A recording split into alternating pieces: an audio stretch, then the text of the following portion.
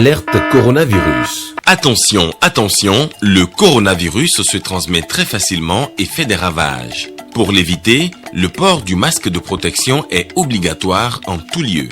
Dans l'administration publique ou privée, dans les réunions, les rencontres, dans les marchés, les magasins, les boutiques et lors des déplacements, le port du masque est obligatoire. Même dans les lieux privés, dès lors que l'on n'est pas seul, le masque doit être le fidèle compagnon.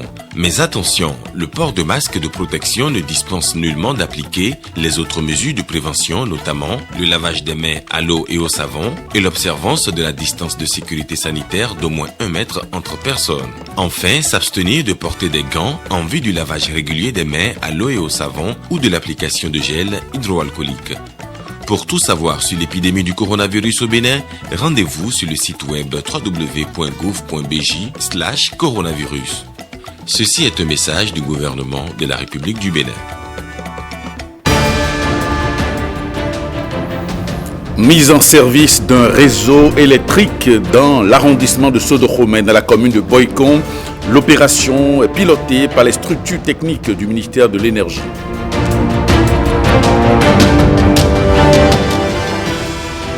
Le parti Union progressiste évalue sa participation aux dernières élections communales. À Ouidah, ce week-end, les responsables communaux ont passé en revue les résultats du parti dans cette localité. Et puis, à l'occasion de la célébration de la journée des chauves-souris, William Tchouki nous fera découvrir le rôle de ces mammifères plutôt insectivores.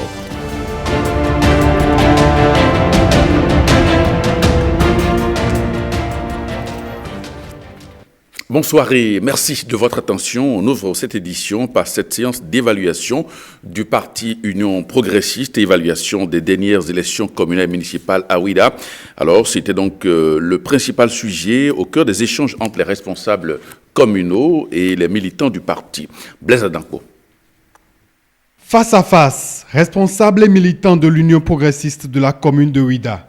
Dans cette salle, ils font une auto-évaluation des performances de leur parti au lendemain des dernières élections municipales et communales. Pour le scrutin communal, le parti du Baobab a raflé 19 sièges sur les 29 de la commune. Soit un taux de 65,5%. Cette victoire nous a permis d'avoir la majorité absolue pour avoir le maire, 7 des adjoints et 7 chefs d'arrondissement sur 10.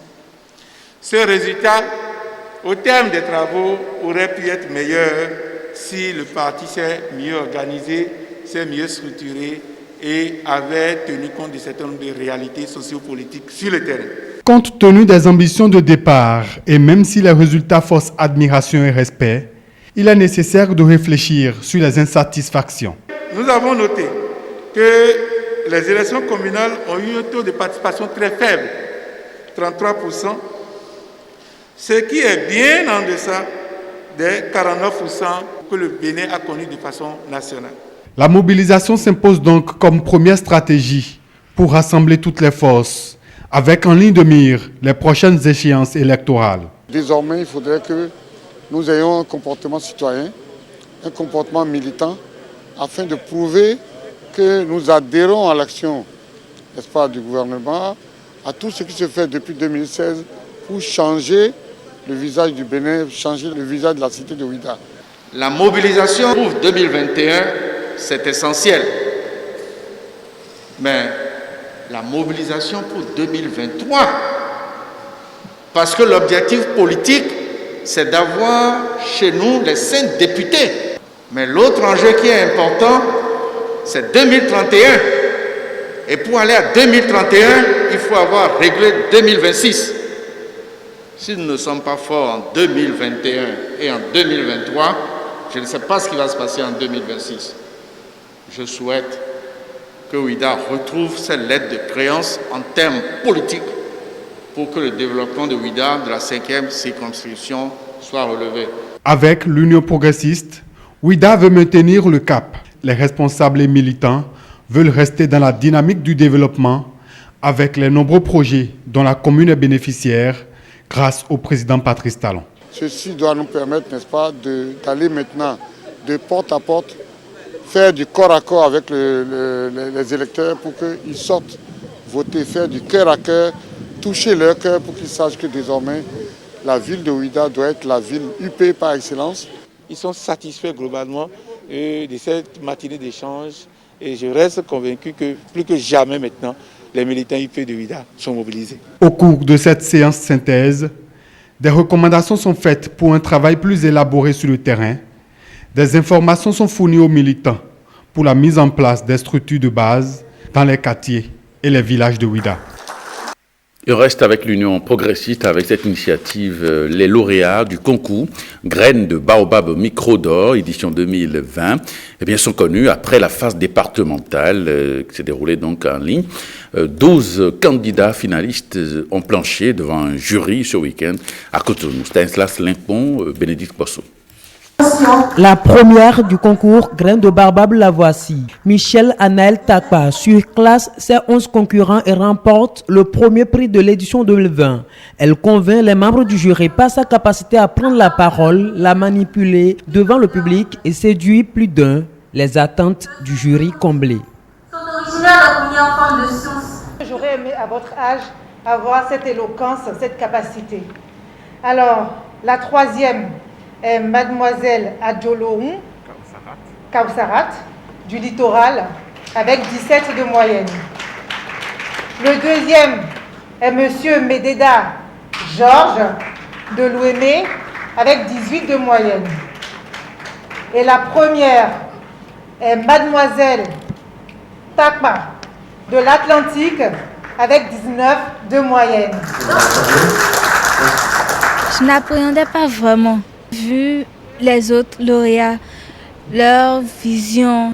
Mais il y a eu un travail qui a été fait et ce travail, ça a donné, ça a porté des fruits. Donc, je peux dire que je suis heureuse. Au podium défilent 12 candidats retenus pour cette phase finale du concours. Certains perdent le fil conducteur, s'arment de courage et se relancent sous le regard des responsables de l'Union progressiste, le parti politique initiateur de Graines de Baobab Micro d'Or.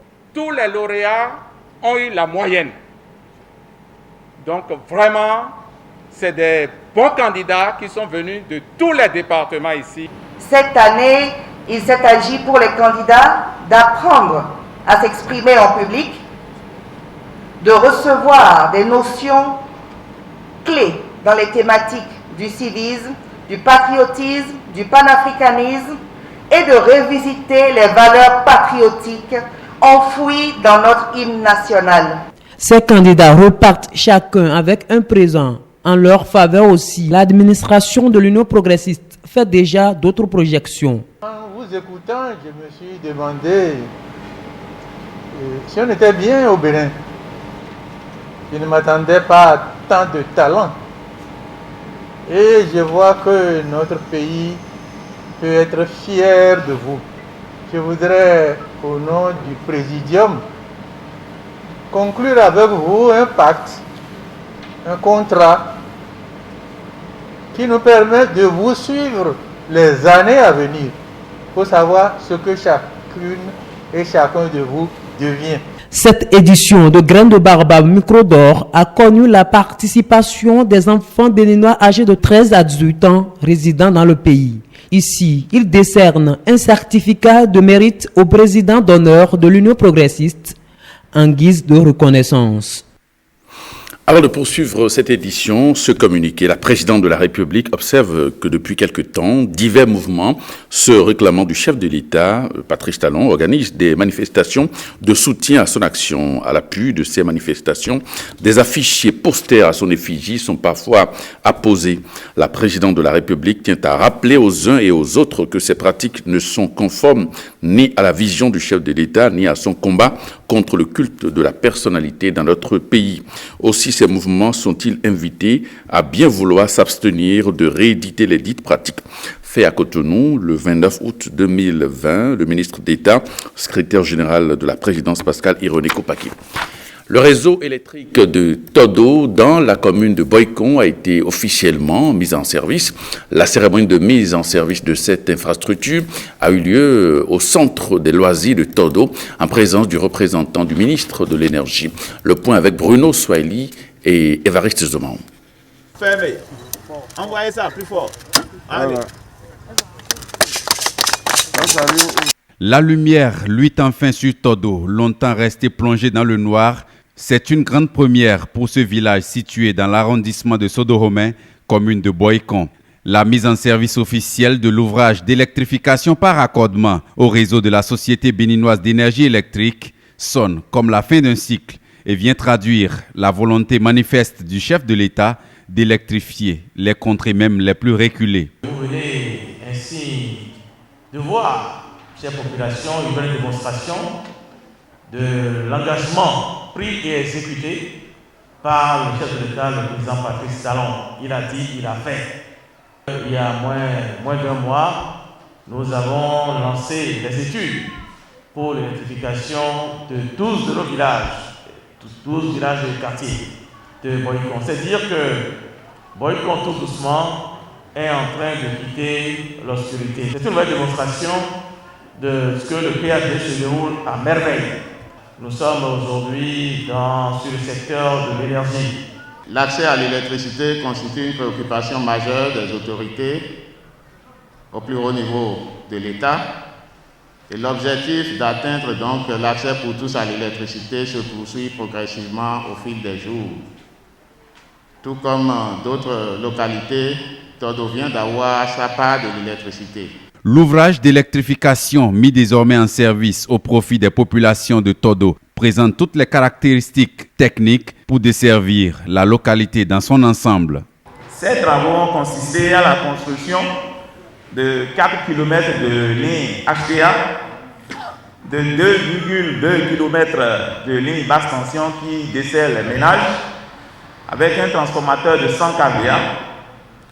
10 lampadaires d'éclairage public ont été donc installés et le nombre de ménages impactés directement est de 200 pour une population de 1200 habitants. Le coût de réalisation de ces ouvrages qui ont été donc réalisés sur le fonds d'électrification rurale est d'environ 72 millions de francs CFA. C'est une nouvelle vie que retrouvent donc les populations de Sodoromè, enthousiasmées à l'idée qu'elles peuvent désormais circuler à pas éclairés dans la nuit. Nous sommes très heureux. Je suis un natif de Todo. Sur cette route, quand il n'y avait pas de lumière, il y avait de l'insécurité grandissante. Il y a eu meurtre pour cause de coups et de blessures à cause de l'obscurité. À présent, nous sommes sauvés. Ce n'est pourtant qu'un pas. Les autorités ministérielles entendent aller plus loin pour soulager davantage les administrés de cet arrondissement. La promotion, je dirais, continue. Au lieu de souscrire à un abonnement avec 90 000 francs, le gouvernement de son Excellence M. Patrice Talon vous permet aujourd'hui d'avoir le même abonnement avec 50 000 francs. Enfin, c'est votre cadeau et Monsieur le maire, c'est le cadeau que le ministre de l'Énergie vous fait pour vous accompagner dans votre nouveau rôle de maire. On vous offre 10 lampadaires pour emporter le temps. Plus aucune nuit ne sera comme avant. Todo tourne le dos à l'obscurité grâce aux nouvelles infrastructures énergétiques installées et mises en service. Les mammifères ont valorisé les terres et les eaux. Eh bien, les chauves-souris sont les seuls d'entre eux qui ont choisi l'espace aérien. Alors, ces animaux insectivores et frugivores jouent un rôle important pour les écosystèmes. Allons à la découverte de ces mammifères inoffensifs avec William Tchoki. De gros yeux, un museau et des doigts ailés, des particularités qui font croire que cet animal est à la fois mythique et mystérieux. Objet de peur ou signe de bonheur, les chauves-souris forment un monde à part, un groupe de mammifères qui ont choisi de coloniser l'espace aérien. Il y a des évolutionnistes qui ont développé la théorie selon laquelle il y a une partition de l'environnement et des périodes de la journée pour limiter les faits de compétition entre par exemple les oiseaux qui volent comme les chauves-souris. Et les chauves-souris se seraient concentrées dans la période de la nuit et les oiseaux dans la journée. Donc c'est un rapport, un fait d'évolution qui a été démontré comme ça. Donc pour dire que les chauves-souris, c'est une question de répartition du moment pour éviter les compétitions. C'est par le vol qu'elles manifestent leur résistance autour des lampadaires, d'arbres fruitiers à la recherche de fruits à grignoter et d'insectes à manger. En effet, 70% des chauves-souris du monde sont insectivores. D'autres espèces ont un rôle de pollinisateurs, des frugivores qui vont disperser des semences un peu partout à travers différents écosystèmes. Quand on prend le premier sous-groupe, qui est le groupe des insectivores, la consommation d'insectes fait qu'elles sont très importantes pour contrôler la charge des insectes nuisibles. Nuisibles tels que les moustiques, tels que les pestes en agriculture. Quand on prend les frugivores, par leur alimentation, elles jouent un grand rôle de pollinisation et de dispersion des graines, d'essences utiles en forêt comme plantées. Donc ces rôles en écologie sont très utiles pour notre existence et même pour notre alimentation parce que l'activité de pollinisation, même liée aux chauves-souris frugivores, contrôle un fort pourcentage d'aliments que nous avons dans nos plats. Et une chauve-souris peut-être de 5 grammes ou de 10 grammes est capable de consommer l'équivalent de la moitié de son poids dans une nuit.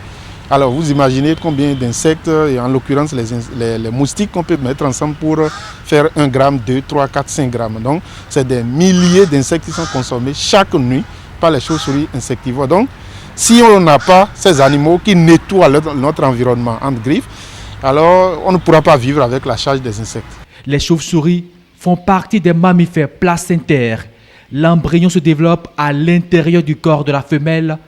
Des mammifères inoffensifs qui ont une longévité exceptionnelle compte tenu de leur petite taille. Certaines peuvent vivre 30 à 39 ans. BGFI Banque Bénin souffle sa 10e bougie. L'événement est célébré avec l'ouverture d'une agence circonstancielle dans les locaux de l'hypermarché Erevan à Cotonou. Lunek Agbazaou et Bernard Diobé. Voilà. Bravo. Déjà 10 ans que BGFI Banque opère sur le territoire béninois. À l'occasion de la célébration de ses noces d'étain, la banque se rapproche davantage de sa clientèle en ouvrant une agence temporaire au centre commercial Erevan de Cotonou. Erevan, à cause du taux de fréquentation, nous avons pratiquement toutes les couches socio-professionnelles qui sont représentées. Donc c'est vraiment l'occasion pour nous d'échanger avec cette clientèle-là. Donc à travers l'agence éphémère qui a été mise en place, où nous avons tous les services qui sont disponibles, où nous avons également du conseil qui est disponible. D'accord, on s'est dit il fallait le faire. Il fallait le faire pour commémorer nos 10 ans de présence. Des produits attractifs à des coûts attractifs. C'est le leitmotiv du BGFI Banque qui propose des services de plus en plus digitalisés à ses clients. Notre ADN, c'est l'excellence commerciale. Nous serons présents à leur côté avec des produits plus innovants. Prochainement, nous allons lancer nos services de mobile banking à la suite des interconnexions que nous établissons avec les opérateurs clés de la place. Ça leur permet d'enrichir la proximité avec notre banque. Ça permet d'interagir et d'être présent dans l'écosystème digital. Ça leur permet, depuis leur domicile, depuis leur lieu de travail, d'accéder à leur compte bancaire, de récupérer de l'argent et de les utiliser à travers l'écosystème de monnaie électronique pour faire face aux différents règlements au paiement. Invités d'honneur à cet anniversaire, les tout premiers clients de la banque. Ça fait effectivement 10 ans que je suis dans cette banque. Je l'apprécie. BGFI Banque Bénin est classée parmi les 5 premières banques de la place, avec un total bilan de près de 300 milliards de francs CFA et plus de 11 000 clients. L'agence temporaire d'Erevan est ouverte jusqu'au 8 septembre prochain. Dans la dynamique de notoriété de la marque Aquabel, la Sobevra a signé un contrat de partenariat avec l'artiste Cécimin à cet effet.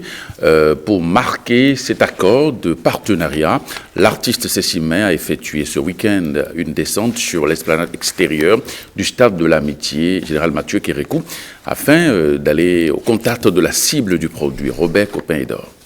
C'est une action menée par l'égérie de l'eau minérale Aquabel à l'endroit des sportifs. Cécimin marque son partenariat avec la marque Aquabel de la société béninoise de brasserie Sobebra. C'est un tour pour faire un coucou aux Béninois, à toutes les personnes qui aiment bien faire le sport.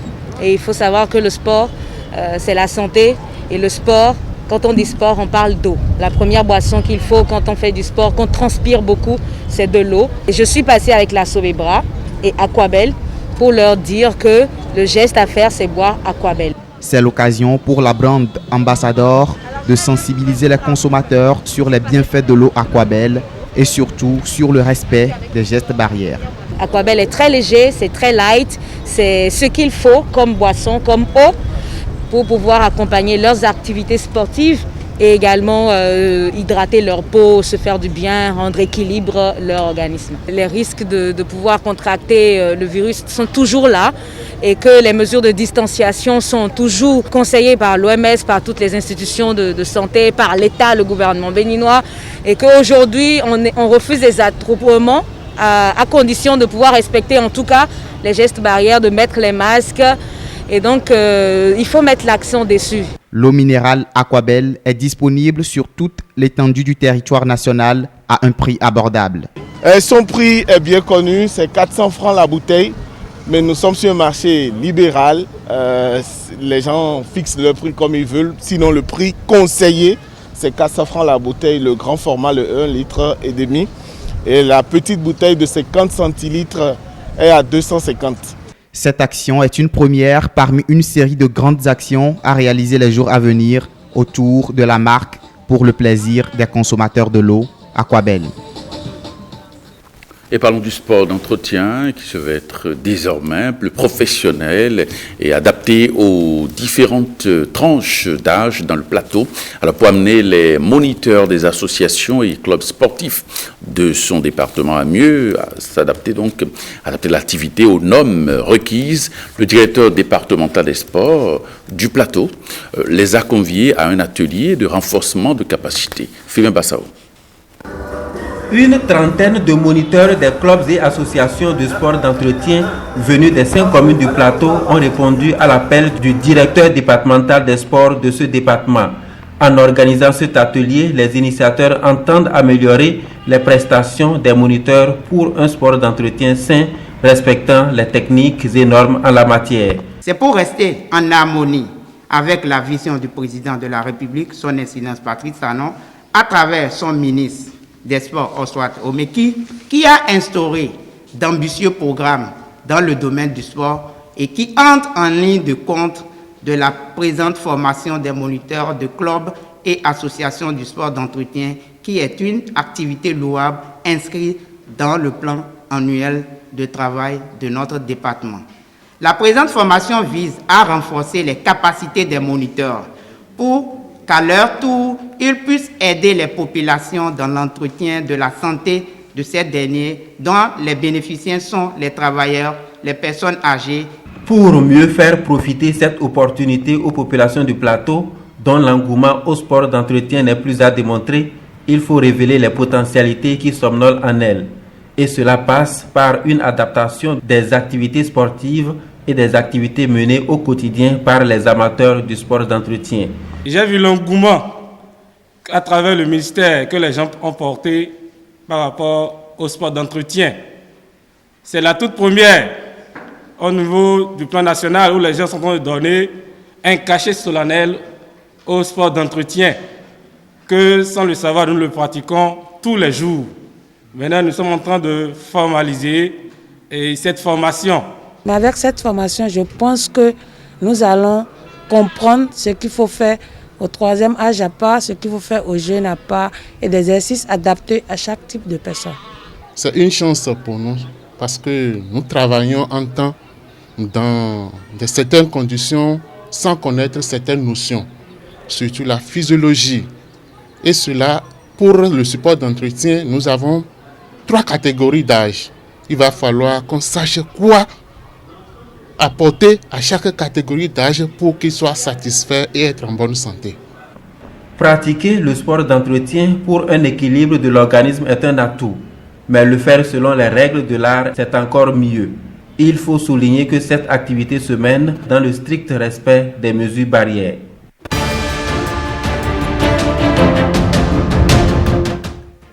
À l'étranger maintenant, au Mali plus précisément, après la rencontre annulée à laquelle il n'avait pas été convié, les membres du mouvement M5 ont rencontré les responsables du Comité national pour le salut du peuple, une avancée, même si les deux parties ne sont pas allées au fond du débat.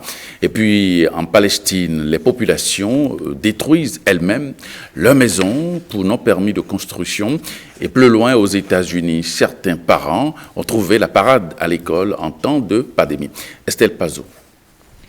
Premier raté pour la transition promise par la junte au Mali. Les colonels qui ont déposé le président Ibrahim Boubacar Keïta le 18 août avaient convié les partis, les organisations de la société civile et d'anciens groupes rebelles à de premiers échanges samedi matin. Mais ils n'avaient pas invité le mouvement M5 RFP. Une délégation de 10 personnes du mouvement est alors reçue dans la soirée du 29 août par la junte au camp militaire de Kati à la demande du Comité national pour le salut du peuple.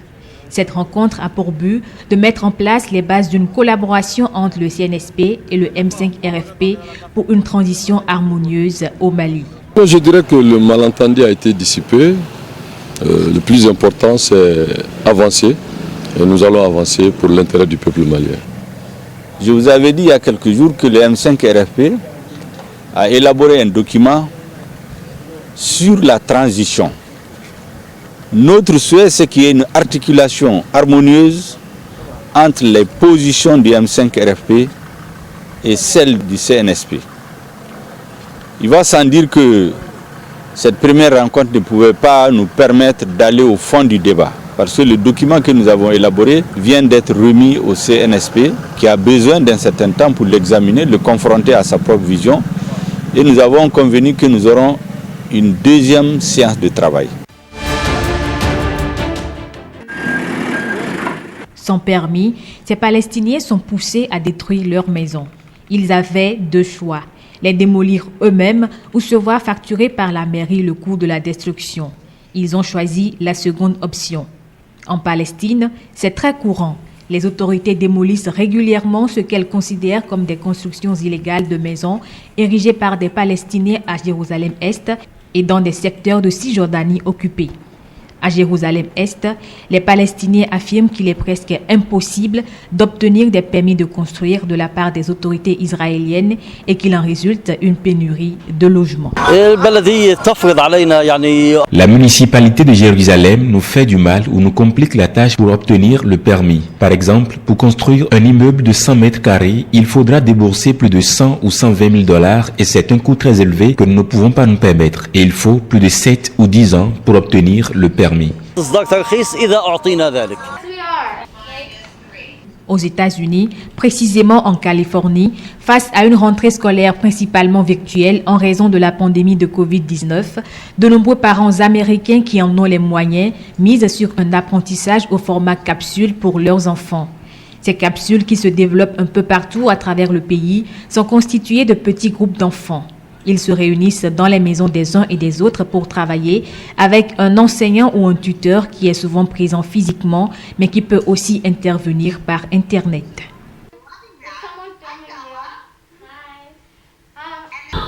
J'adore parce que je passe du temps avec mes amis, mes plus proches. Et c'est beaucoup mieux que l'école en ligne. Quand on est juste devant un écran, on ne voit pas ses camarades et ce n'est pas aussi sympa.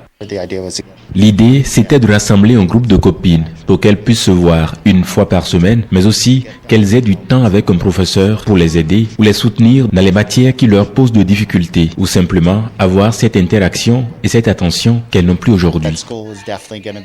Pour certains, ce type d'enseignement n'est pas idéal. Il offre juste une solution aux parents forcés de jongler entre la garde de leurs enfants et leur travail en temps de pandémie. Alerte coronavirus. Attention, attention, le coronavirus se transmet très facilement et fait des ravages. Pour l'éviter, le port du masque de protection est obligatoire en tout lieu.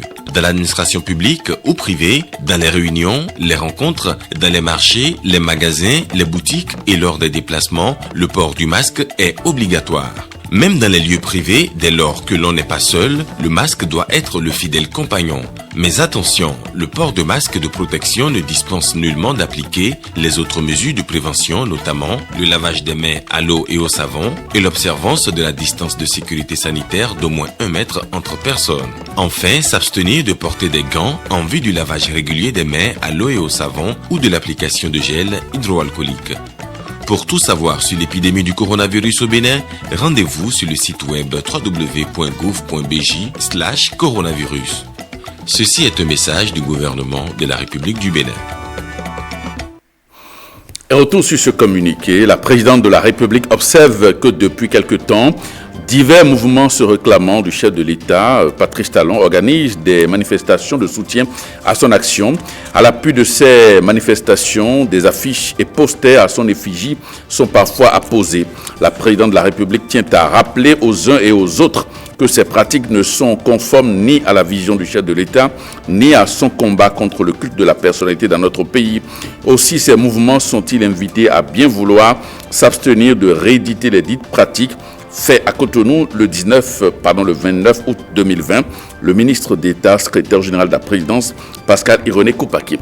Eh bien, cette édition se referme. Merci de votre attention. À 23h30, Rachida Biomaman pour le JT Soir. Merci et à très bientôt.